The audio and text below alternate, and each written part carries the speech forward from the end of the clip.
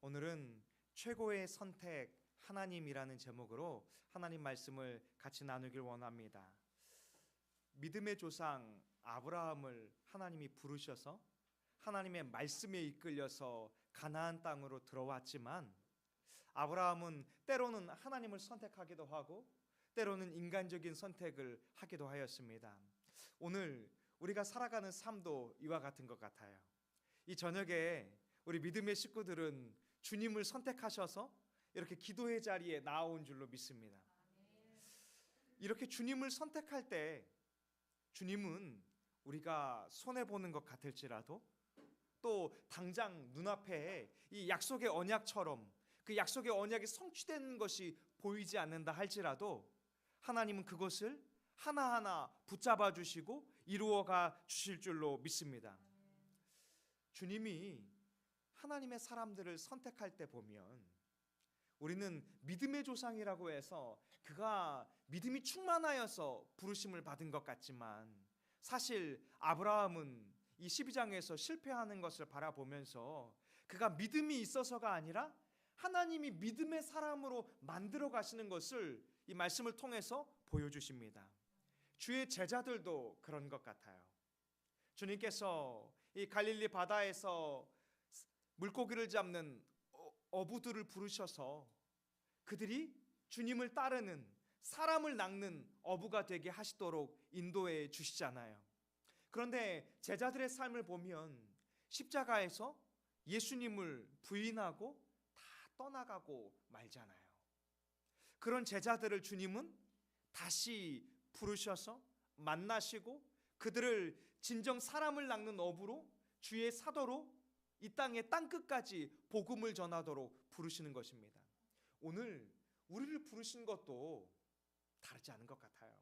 우리가 연약하지만 주께서 우리를 선택하여 주시고 하나님의 사람으로 불러주시고 또 하나님의 사람으로 살아가게 하여 주시고 믿음의 씨름을 하게 하여 주시고 또 우리가 믿음의 씨름을 하며 나아갈 때 주께서 우리를 정죄하지 않으시고 오히려 그 실패 가운데에서 우리를 회복시키시고 하나님의 사람으로 성숙시켜 가실 줄로 믿습니다.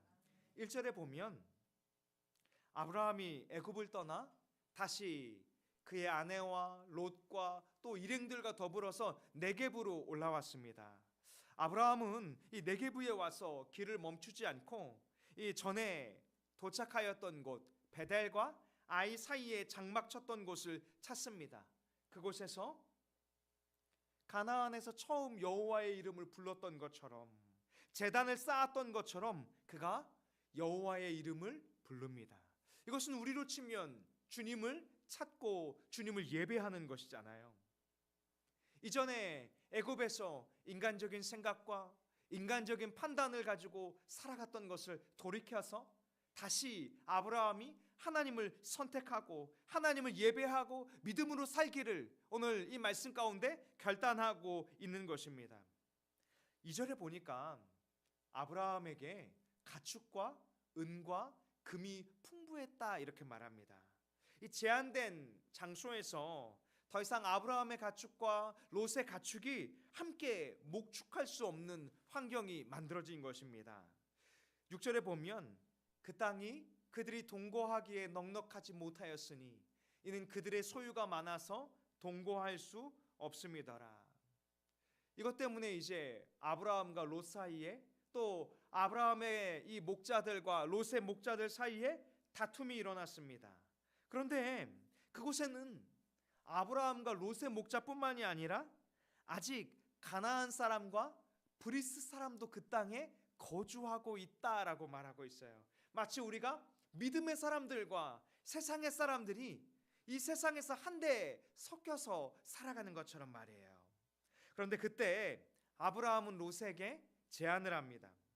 이 땅이 부족해서 우리가 분리되는 것은 어쩔 수 없지만 우리가 서로 다퉈서는 아니 된다라고 롯에게 이야기합니다. 8절에 보면 이 본문에 아브라함이 롯에게 이르되 우리는 한 친족이라 이렇게 말합니다. 성경의 본래의 의미는 너와 내가 한 형제가 아니냐 이렇게 말하고 있는 거예요. 우리가 주님 안에서 한 형제이니 우리가 기업의 분기 때문에 나뉘어질 수밖에는 없지만 다투지는 말자 이렇게 고백하고 있어요. 그러면서 9절에 내가 내 앞에 온 땅이 있지 아니하냐 나를 떠나가라. 내가 좌하면 나는 우할 것이고 내가 우하면 나는 좌하리라 이렇게 말해요. 여러분, 이 모습이 합리적일까요? 비합리적일까요? 굉장히 비합리적이죠. 이 기득권은 아브라함에게 있습니다. 아브라함이 가나안 땅을 향해서 여호와의 말씀을 따라서 왔고 또 이 모든 부유해지는 가정 가운데에서 아브라함이 큰 역할을 감당했잖아요. 또 아브라함은 비록 율법이 있는 시대는 아니지만 이 족장 사회로서 그가 여호와의 이름을 부르듯이 온 집안에 이 마치 제사장처럼 마치 족장처럼 그렇게 믿음의 삶을 씨름하던 자인데 이제는 오히려 아브라함이 자신의 선택권을 롯에게 내어주겠다라고 고백하고 있는 거예요. 여러분, 우리의 믿음의 삶이 바로 그런 것 같아요. 우리가 믿음의 삶을 살아갈 때 우리를 주장하고 우리를 높이는 것이 아니라 오히려 그곳 가운데에서 하나님의 뜻이 무엇인가를 주님은 씨름하기를 원하시는 것입니다. 그래서 아브라함 역시도 롯과 이 갈등이 일어났을 때 이 아브라함의 목자들, 롯의 목자들과 이 다툼이 일어났을 때 오히려 자신의 기득권을 내려놓은 거예요. 그런데 이것은 도덕적인 측면으로 바라봐서는 안 됩니다. 아브라함이 마음이 조금 넓으니까 이렇게 양보한 것이지 이런 측면으로 보셔서는 아니 됩니다. 우리 마저 말씀을 보면요. 그런데 10절에 보니까 이렇게 말해요.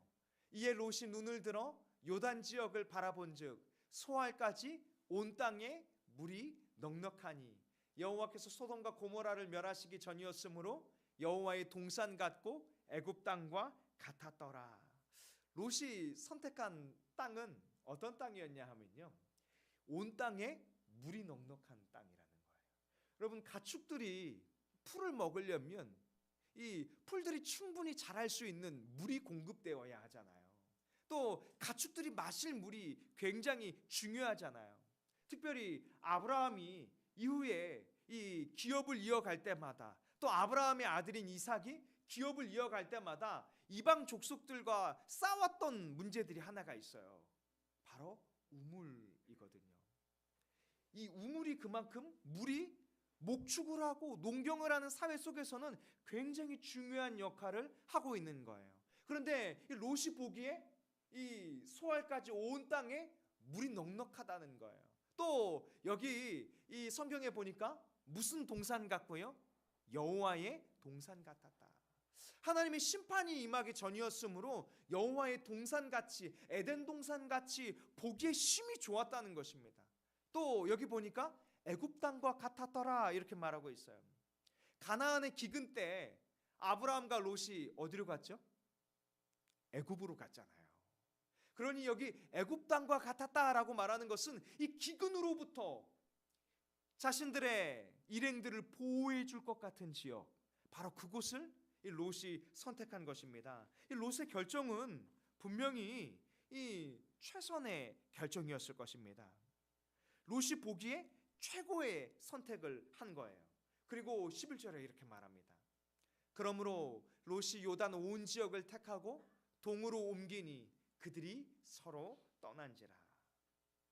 그런데요, 성경에 보면 롯이 동쪽으로 옮겨갔다 이렇게 표현하고 있는데요, 창세기에서는 동쪽으로 옮겨갈 때마다 하나님의 뜻을 거스르는 일들이 일어났다라고 표현하고 있거든요. 몇 가지 구절을 살펴보길 원하는데요, 창세기 3장 24절에 보면 이같이 하나님이 그 사람을 쫓아내시고, 아담과 하와죠, 에덴 동산 동쪽의 그룹들과 두루 도는 불칼을 두어 생명나무의 길을 지키게 하였다. 아담과 하와가 쫓겨날 때 이 동쪽을 나타내고 있어요. 또 창세기 4장 16절에 보면 가인이 여호와 앞을 떠나서 에덴 동쪽 롯 땅에 거주했다 이렇게 기록합니다. 이것만이 아니에요. 창세기 11장 2절에 보면 바벨을 쌓는 사건 속에서 그들이 동방으로 동쪽으로 옮기다가 스날 평지를 만나 거기 거류하면서 그곳에서 바벨의 이 성과 탑을 쌓았는데요. 그것이 바로 무엇이냐 하면 하나님을 대항하고 하나님의 심판을 막아서자는 일들을 만들었던 것입니다. 그러니 지금 이 창세기를 통해서 이 롯이 선택한 그 길이 하나님 보시기에 좋지 않은 길이었음을 의도적으로 암시하고 있는 것입니다. 이것만이 아니에요. 창세기 13장 13절에 보면 소돔 사람은 여호와 앞에 악하며 큰 죄인이었더라. 롯이 선택한 이 소돔, 소알 그 땅은 여호와 앞에 악을 저지르고 죄를 저지르는 그 악인들이 가득한 곳이었더라라고 성경이 표현하고 있는 것입니다. 여러분, 그런데 롯이 왜 이 땅을 선택했을까요? 롯의 선택 조건이 무엇이었을까요?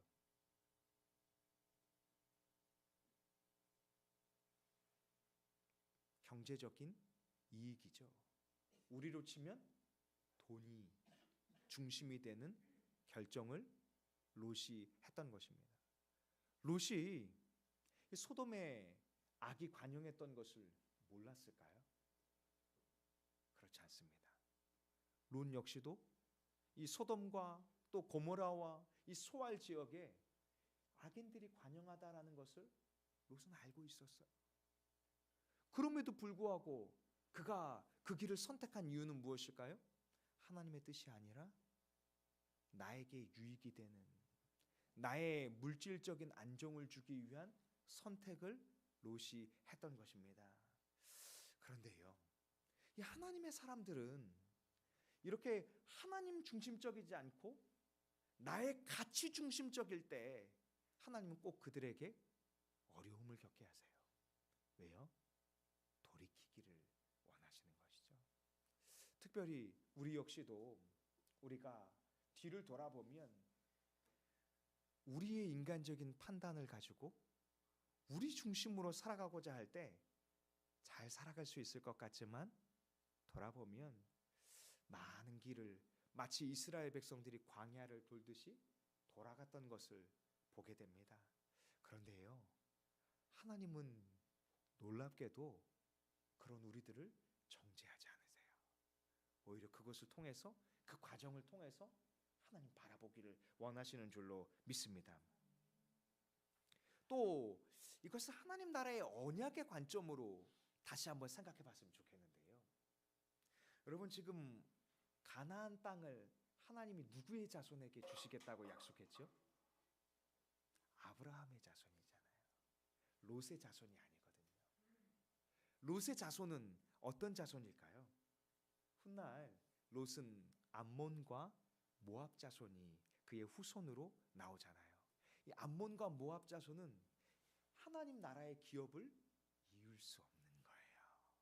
그러니 이 과정을 통해서 단순히 보면 도덕적으로 또 혹은 아브라함이 마음이 넓은 것 같아서 이 과정이 이루어지는 것 같아 보이지만, 혹은 롯이 이 인간적인 물질을 선택하여 그것을 향해 나아가는 것처럼 보이지만, 이 하나님 나라의 언약의 관점 속에서는 지금 하나님 나라의 기업을 이을 아브라함을 롯과 분리시키셔서 이 아브라함의 자손이 가나안 땅에서 어떻게 하나님의 언약 백성으로 살아갈 수 있도록 이끌어 가시는지를 오늘 말씀을 통해서 우리에게 보여주고 있는 것입니다.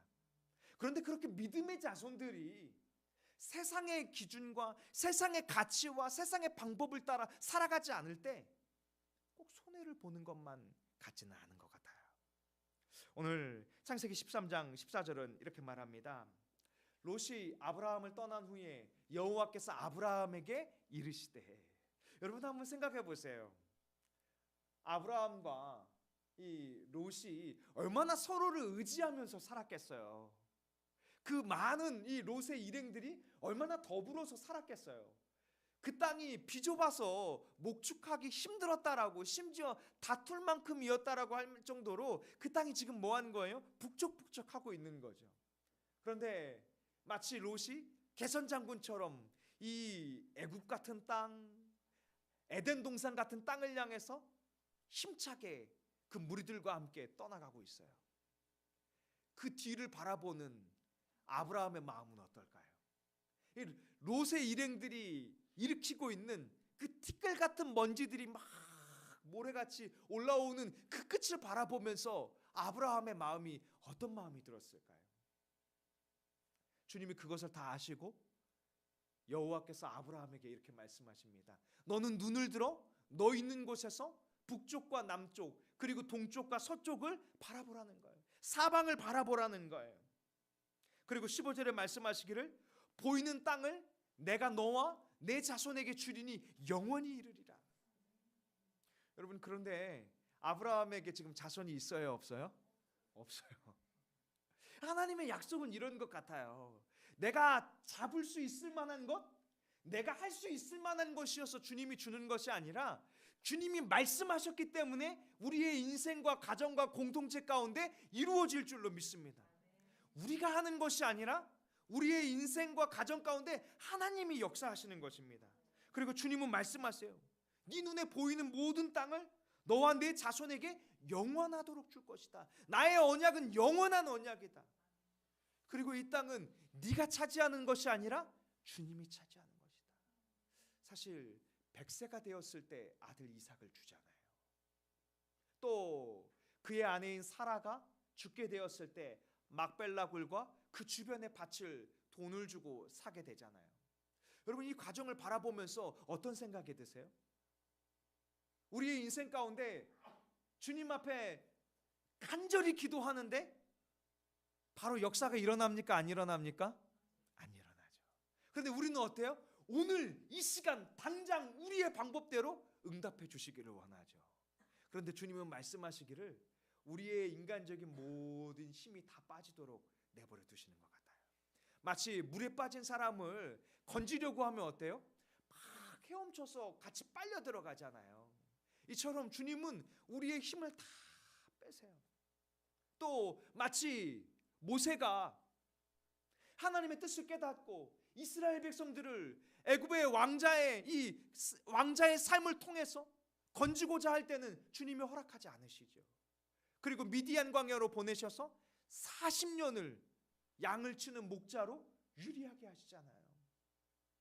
그리고 할아버지가 된 모세, 힘이 다 빠진 모세, 내 힘으로는 주님 나는 아무것도 할 수 없습니다라고 고백할 수밖에 없는 그 모세에게 주님이 부르셔서 모세야, 내 발에서 신을 벗어라. 너가 이끌어가는 인생이 아니라 여호와 하나님이 너의 인생을 이끌어서 너를 통해서 하나님의 놀라운 나라를 펼쳐가실 것이다. 이렇게 말씀하시잖아요. 오늘 아브라함을 부르시는 여정도 그와 같아요. 16절은 이렇게 말씀합니다. 내가 내 자손이 땅에 티끌 같게 하리니 사람의 땅에 티끌을 능히 셀 수 있을진데 내 자손도 세리라. 아브라함아, 롯의 무리들이 지금 너를 떠나서 그들이 재촉하는 그 발걸음 속에서 일어나는 땅의 티끌을 보느냐?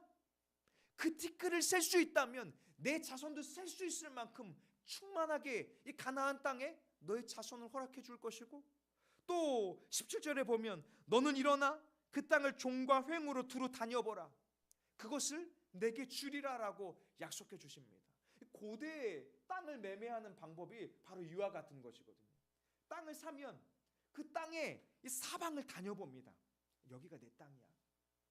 여러분, 이렇게 지금은 땅을 사는 분위기는 아니지만 이 집을 살 때 혹은 집을 얻을 때 집을 다 들어가서 확인해 보잖아요. 그런 것과 같은 것입니다. 지금 하나님은 지금 당장 아브라함에게 매매 계약서가 주어지는 것은 아니지만 너와 내 자손에게 네가 밟고 있는 이 땅을 반드시 내가 줄 것이다. 이것이 너와 내가 맺을 영원한 언약이다라고 약속하시는 거예요. 그리고 나서 18절에 이렇게 말씀합니다. 이에 아브라함이 장막을 옮겨 헤브론에 있는 마므레 상수리 수풀에 이르러 거주하며 거기서 여호와를 위하여 제단을 쌓았더라. 여러분, 아브라함의 고백이 바로 이것입니다. 하나님이 우리에게 약속해 주신 그 언약을 제가 믿습니다.